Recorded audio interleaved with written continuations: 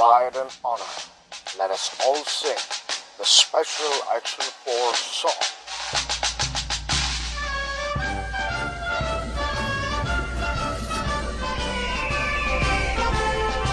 Up sa likod. Up. Bulag.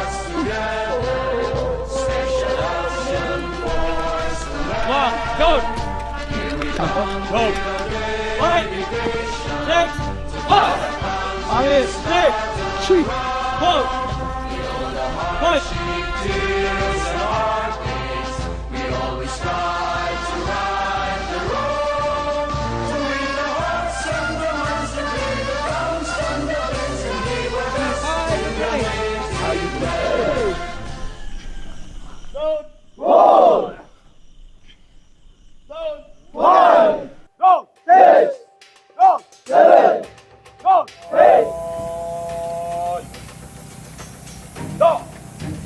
Nandun na po yung sakit ng katawan, pagod, puyat. So lahat yun, inaccept ko po. Minsan ay umaayaw yung katawan ko, pero lumalaban pa rin yung isip. Kailangan ko to, kailangan kong tapusin to kasi sinimulan ko na sa battlefield, you may bend but never break. Giving up and quitting is never an option.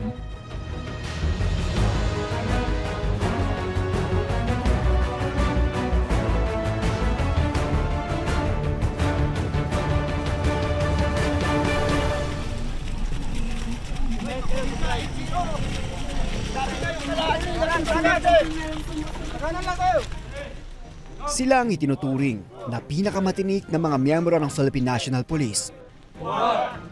Ang Special Action Force o SAF. Ang batch na ito ang magsisipagtapos sa specialized training sa pagsasanay para sa mga labanan sa loob ng syudad. At ang pinakamatinding bahagi ng bawat pagsasanay, ang graduation run. Babagtasin ang 42 kilometrong terrain sa ilalim ng tirik na araw at pag-ulan.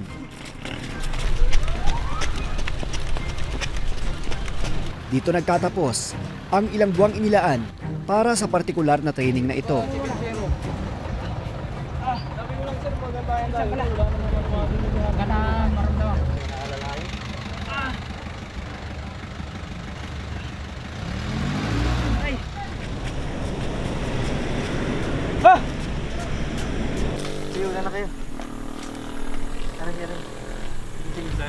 Sa mga dating graduation run, hindi lahat kinakaya at pinapalad na marating ang finish line.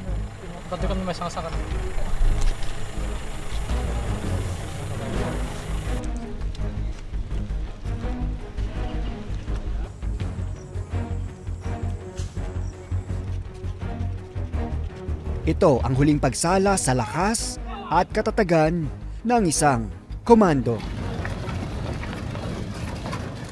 Parang hindi ko umiinom. Saray na. Pag during talaga ng before takbo, hindi na kami masyadong uminom kasi Bloated. masakit sa gilid. Gaano ba kahirap ang training ng isang SAF trooper? Yan ang tanong sa pagpasok ko sa assignment na ito. Gabi. Parang gabi pa lang nag-aanda ka na talaga. Oo. Yung pino-foresight mo na yung mga mangyayari sa kinabukasan. Pumayag ang SAF na silipin namin at subukan para matunto ng sagot.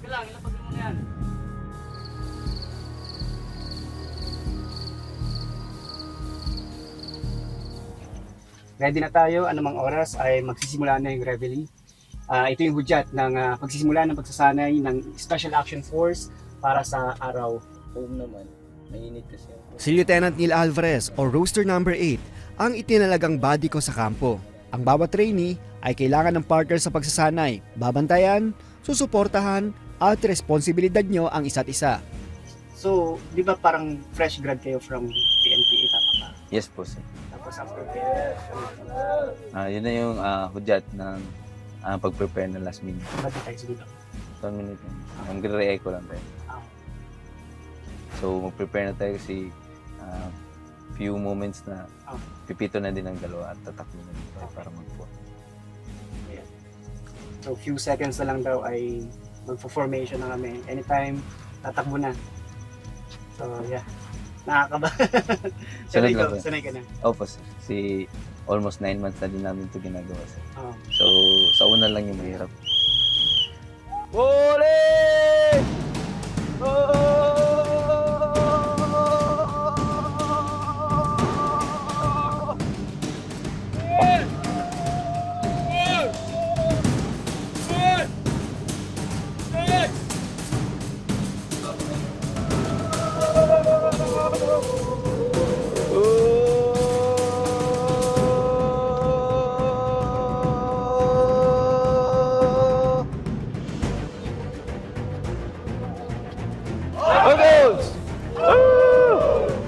Kalma lang. Buddy, let us perform.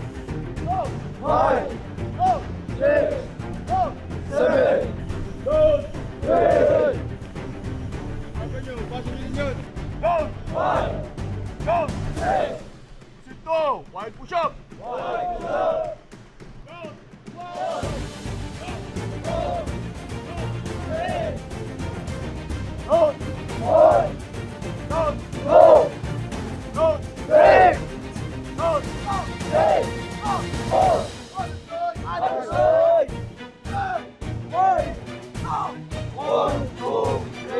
Maagang sumakit ang halos buong upper body at mga braso ko sa unang drills.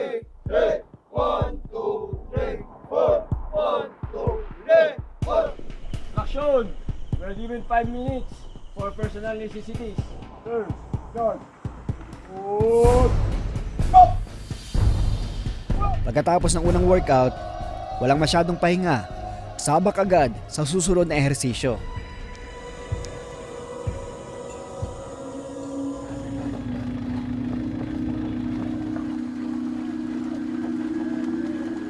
Araw-araw kung tumakbo ang mga tropa.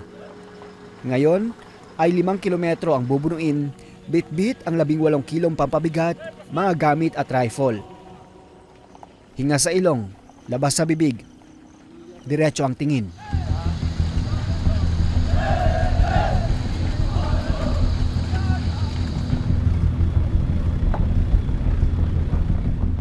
Sa dulo may uphill at dito kailangang mag-sprint.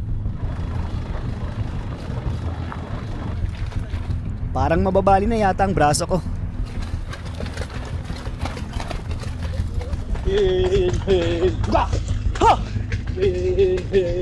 Buka!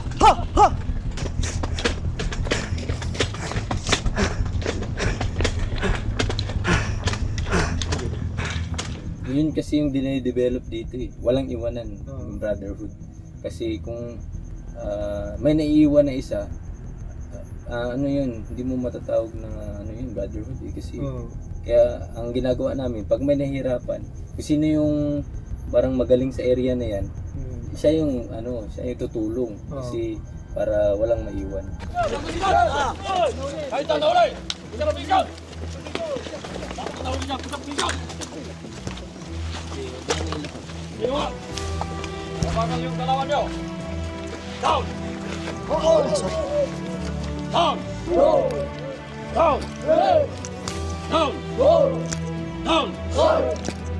Actually, mas mahirap sa labas kaysa sa training, no? Doon kasi is wala nang take 2 sa labas, no? Pag po ikaw ay naging pulis, ang iyong paa ay nasa isa hukay na. So hindi po talaga natin yan maiiwasan. Bagkus, sa pamamagitan po ng ating training, doon po natin siya mapiprevent. Ang bawat kilos ng mga komando ay may oras. Maging ang pagkain, pag-inom ng tubig, pagligo at pagpapalit. May katumbas na kaparusahan ang hindi makasusunod.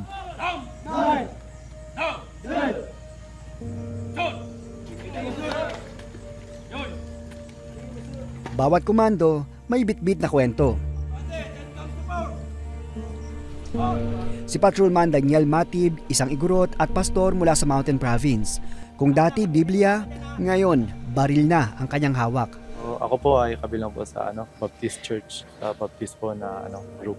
Sinunod ko po ng magulang ko, tapos tsaka ako pinupad yung desire ko na maging police po. Nung una, yung tatay ko talaga gusto niya. Pero nung namatay siya, yan, tinuloy ko yung pinurso ko pa rin yung pagpupulis. So, nag-seminary po muna ako for 6 years po.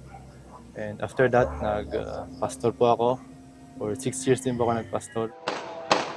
Tumatak naman sa pag-iisip ni Lieutenant Vin sa PE ang karanasan ng kanyang pamilya sa Zamboanga Siege noong 2013. Dahilan kung bakit siya nagpulis. Siyempre as a child, ano kayang magagawa ko? Nakikita ko yung relatives ko, yung fellow people ko from Zamboanga na nai-experience yung ganong gulo. Kapayapaan din ang naisisulong ni Major Abubakar Siddique Sumandar na Tubong Marawi. Yun po isang nag-udyok sa akin na maging isang trainee or maging mapabilang sa isang SAF. Dahil para po makuha ko po ang isang pagiging skilled at respetadong pulis upang maging modelo o instrumento sa aking mga kapwa Muslim Filipinos. Ang SAF ay ang elite paramilitary at primary maneuver unit ng Philippine National Police. Bilang highly special strike force, ang pangunahing trabaho ng SAF ay tumugon sa rebelyon at terorismo. Hanggang kalaunan ay napalawak ang kanilang papel sa paglaban sa mga organized crime group at high-value target na kriminal. Ilan sa halimbawa nito, ang 2005 Bikutan Siege, 2007 Manila Peninsula Siege, 2013 Zamboanga Siege, at 2017 Marawi Siege. Sumasama rin ang unit sa rescue at retrieval operation tulad sa Bagyong Yolanda noong 2013. Natunto naman ang wanted na Malaysian bomb maker na si Marwan ng SAF noong 2015 sa Mamasapanong, Maguindanao, kung saan 44 na miyembro ang nalaga sa operasyon. Ang Special Action Force po ay nakatuon sa counter-terrorism, counter-insurgency, hostage rescue, civil disturbance management unit at iba pong klaseng operasyon na kung saan kinakailangan po sa panahon ng emergency. Isa pa sa mga sinasanay ng mga komando ay ang iba't ibang obstacle course.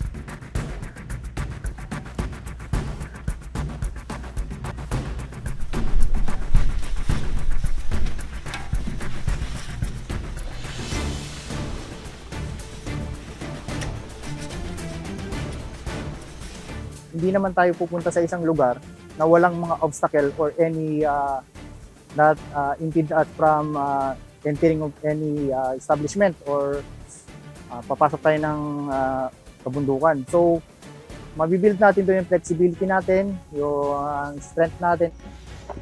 Madaling mangarap na maging bahagi ng SAF.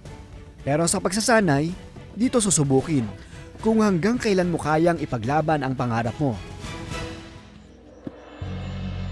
Hanggang saan naabot ang disiplina, determinasyon at puso para makapagsuot ng beret. Gusto ko na ipakita sa kanila na kaya ko itong pinili ko. At first, my father was hesitant. Kasi choosing SAF means choosing a life na unending yung possibilities ng danger and life-threatening situations. But later on, they had to accept my choice. Kasi for me, choosing SAF is not merely a career, but it is my selfless commitment to serving for the common good of my people. Pwede ka na dito. Yan. Yung pagsisilbi sa inang bayan ay walang halin katulad. Handa ka bang mamatay? Opo, para sa bayan. Natatapos ang pagsasanay ng 10:00 ng gabi. Sa maliit na tent, tumutuloy ang mga komando.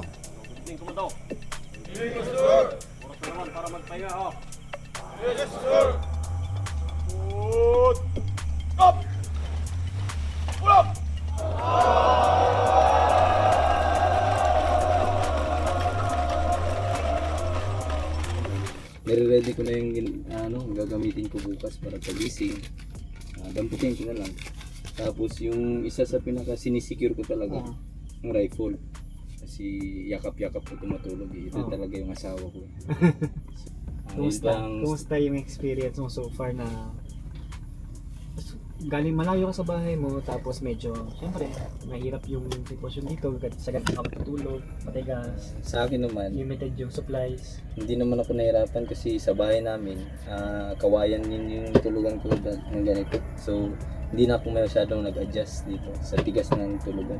Buti nga ito, may rubber mat, so medyo Sa inyo? Sa amin kasi kawayan lang. Pero maganda yung kawayan kasi malamig sa likod. Sanay Para sa inyo naman, na ngayon nag-experience sa training. sakit ng shoulders ko, sakit ng legs ko, sakit ng paa ko. Hindi ko na alam, parang lahat masakit. Ganun talaga yung Oo. nag-start din kami. So nag-start din naman kami ng ganyan. Nahirapan talaga din kami syempre, nabigla yung katawan namin kasi rigid agad ang activities. Yung kalaban mo talaga dito, utak eh. Susunod na yung katawan mo eh. So itinanggap ko na lang sa bukas. Lalakas na naman ako. Kwento ni Neil, mahirap na nga ang training sa lupa, paano pa kaya sa tubig?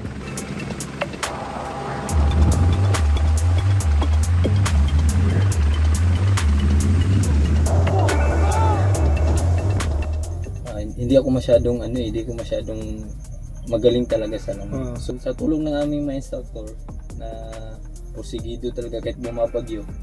Lumalangoy kaya? Tinuturuan kaming lumangoy. Pero ko na siya. Para patulog na tayo. Halos 5 oras lang ang tulog o mas mababa pa para sa ibang naka-assign para sa duty.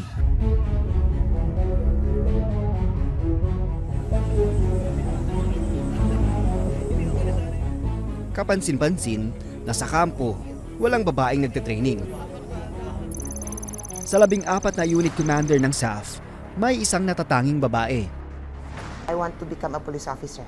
That's why when we had a chance to apply, we chose the Special Action Force. Bilang babae, kung minsan medyo mailang ka na pagalitan ang mga counterpart mo, hindi na kailangan yung laging nakagalit. But you have to relay also, you talk to them to, kumbaga, convince them.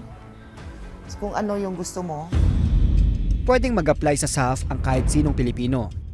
Pero required na nakapagtapos ng kolehiyo na sa edad 21 hanggang 30 at may taas na hindi bababa sa 5'2" sa lalaki habang 5 feet naman sa babae.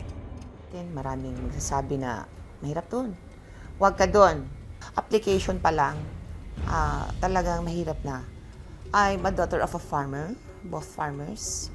Kumbaga, hindi basta-basta ang buhay namin. So we have to sacrifice. Aminado si Major Metos, malaking hamon sa isang babae na sumabak sa mundo na tingin ng marami ay panglalaki lang. Siyempre, yung sampal dyan, ano ba ito? Bakit tayo pinaparusahan? Bakit parang ayaw tayo ng mga, or parang galit sila sa atin, parang ganun. There is that emotion na parang naaawa ka na sa sarili mo. Pansamantalang binigyan ng prioridad ang mga kalalakihan sa commando training upang tugunan ang pangailangan ng mga operators sa mga line units at para sa patuloy na pagpapaigting ng tactical response ng unit. Pero muli nang magbubukas ng slot para sa mga babae sa susunod na klase. Mga ganung issue nga na pinapa-stop sila. During that time we are really trying to give the yung training doon sa mga ating mga male, which is karamihan doon sa nagko-commando are male. Bago-bago yung policy. That's why sabi ko, don't worry.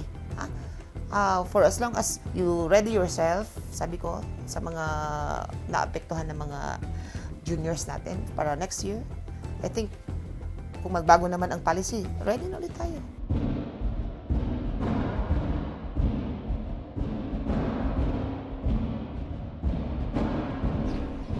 Paribagong araw, pumasok na agad sa isip ko kung kakayanin pa. Sa ikalawang araw ng pagsasanay, tinutukan namin ang mga rope courses. Itinuturo ang iba-ibang klase ng rappelling na maaring magamit sa mga operasyon sa bangin o gusali.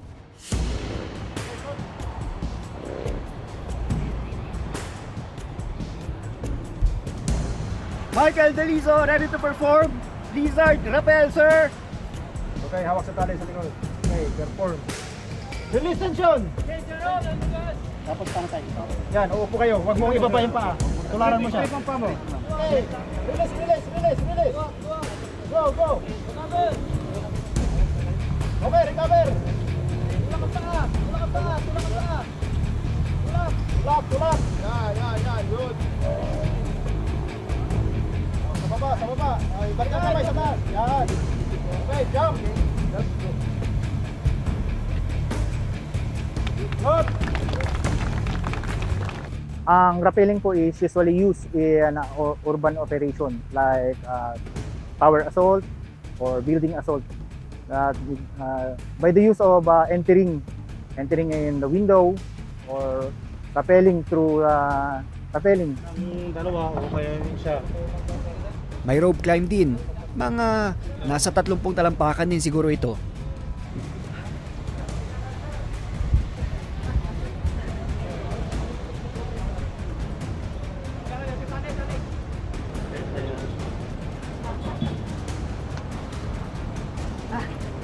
Ano sir, pagod? Pagod ako. RN-18, ready to perform. Slide for life. Sergeant, let's go. Pero pagdating sa taas ng tore, kailangang tumalon para sa tinatawag na slide for life. Tatlo lang ba sila, sir? Gusto ka, Tax? Michael Dalizo, ready to perform. Slide for life, master. At dito yata ako mapapatras. Ang laki ng daga sa tore. Teka lang. Hanggang sa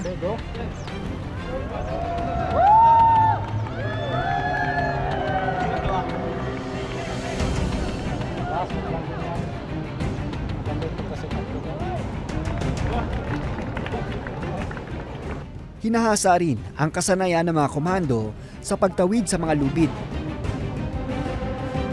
Gaya sa free fall para sa Tarzan swing. Hawak kamay, dalawang kamay. Nagtaas pala.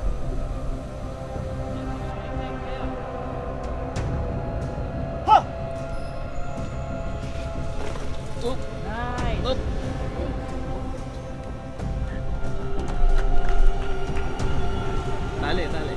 Nice. Tali.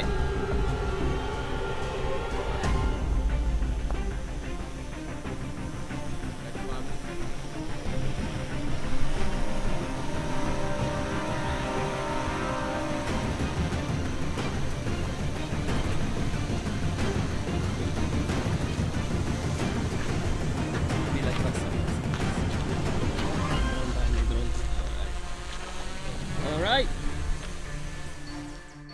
Yung pinakamahirap po, especially dito sa commando, ay yung first phase po. Specifically, yung pinakamahirap na phase namin ay yung land navigation.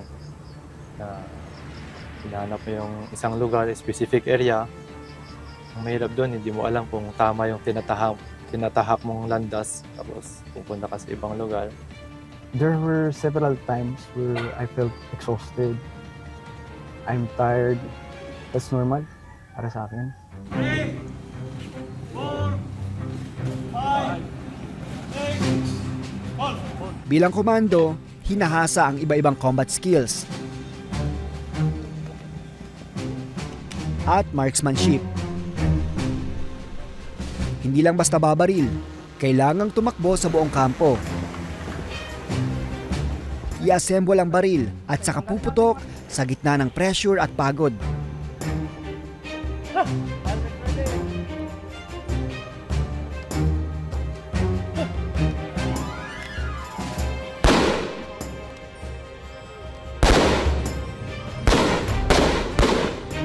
Spot. Breath. Fire when ready.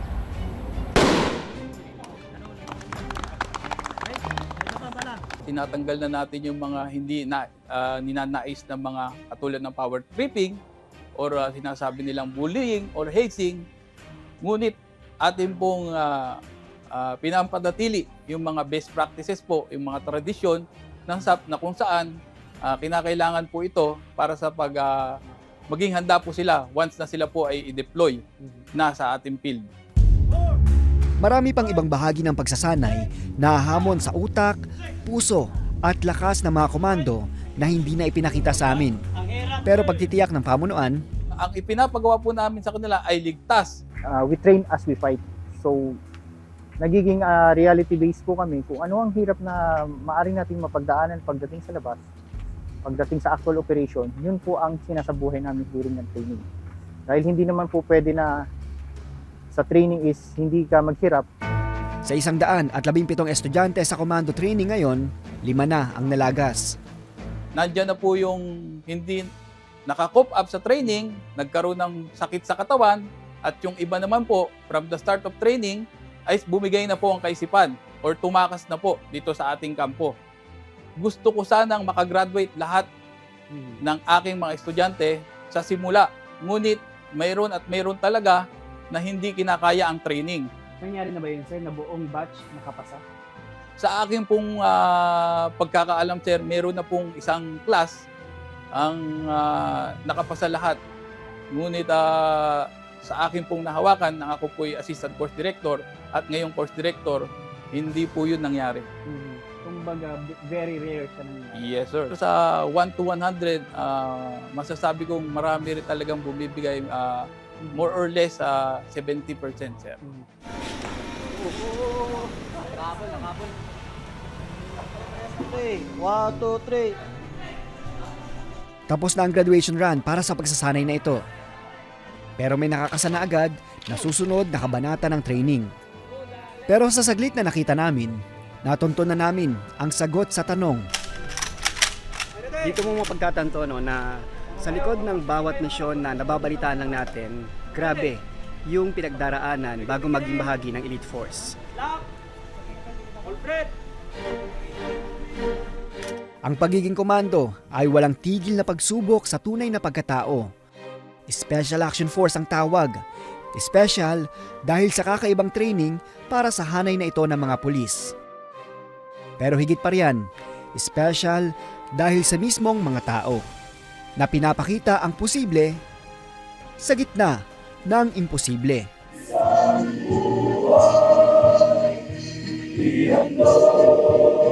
Nakisa